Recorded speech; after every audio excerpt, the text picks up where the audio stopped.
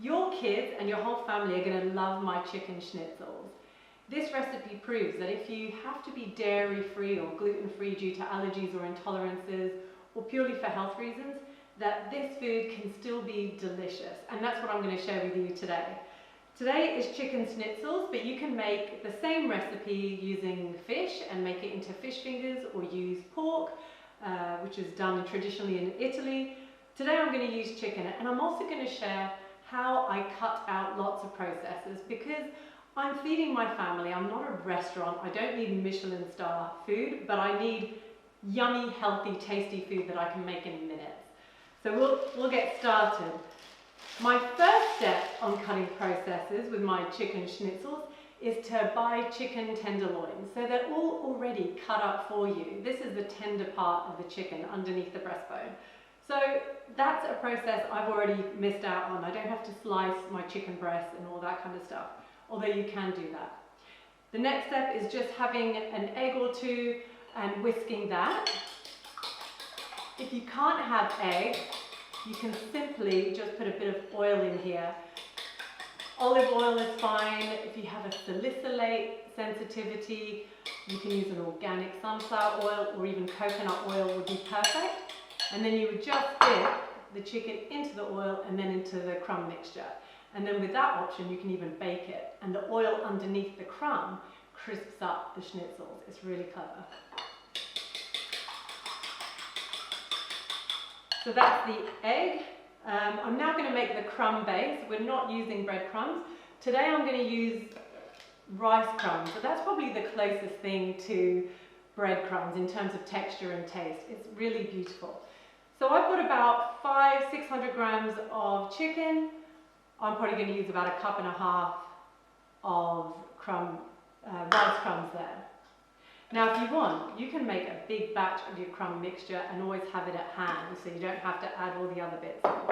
What I'm going to do now is add flavour.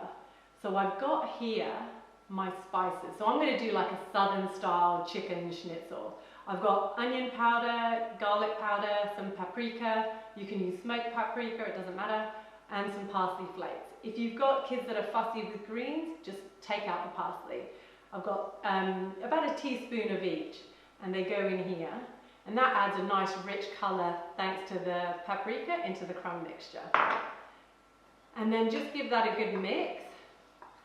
And that's just going to add delicious flavour. Like I can already smell those gorgeous southern style kind of flavours that you would get in the States. It's really lovely. Okay, so that's all done. And then you do need to add a good pinch of sea salt into the egg wash for more flavour. So originally schnitzels are made with Parmesan cheese and breadcrumbs. We want to add flavour to get that same kind of taste going. So now your station's all sorted and we can start preparing the schnitzels. Another thing you might want to do, instead of rice crumbs, you can use quinoa flakes, you can use almond meal. There's a few options. Some people I know use corn flakes or oat flakes, whatever you've got. But I'm going to stay away from almond meal because these go into school lunch boxes. They're so good cold as well. So it works for dinner and leftovers in school lunch boxes. So what I do is I literally just add some chicken in there, a few at a time. I don't do the flour in between. I think that's an unnecessary step. So in they go, and then straight into the crumb. And you can either bake these or fry them. Definitely if you fry them, you get a crispier texture, but if you bake them, that's fine too. So just turn those over, and today I'm going to bake these. I'll just pop them on there, move that so you can see.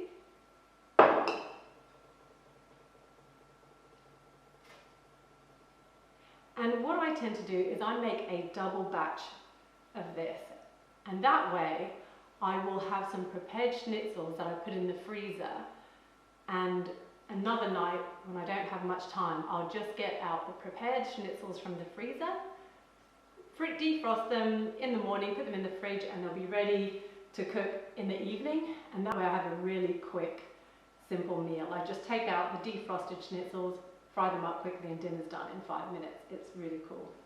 So that's about it. I'm going to wash my hands and then we're going to bake these and I'll show you how I serve it up for dinner. Okay, I've just fried a few schnitzels, but as I mentioned before, you can bake them in the oven at around 190 degrees for about 20-25 minutes until they're golden brown. But here's some fried ones as well. And how I serve this up is I literally just, with some rice or some gluten-free pasta with my veggie-packed pasta sauce, is a really perfect side to have with schnitzels. And then what I also do for dinner time, because I like to make a big batch and I want to make sure I have leftover schnitzels for another night, I get my kids to fill up on a ton of vegetables before dinner. It's probably the only time I don't mind them watching TV for 10-15 minutes while I prepare dinner, because they'll munch on all of this. And then when it comes to dinner time, they'll just be thrilled to have some rice and some schnitzels. And that way, I've also made sure they've eaten a ton of vegetables and they filled up on all of this good stuff before they fill up on all of this. So it means they get all the good nutrients I want them to have, and I get leftovers for another night, which is really cool.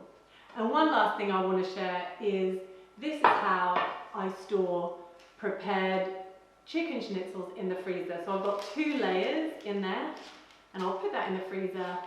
And then when I have a busy night, sometime next week, I've got dinner already prepared. So I hope you enjoyed that recipe and your kids love it too.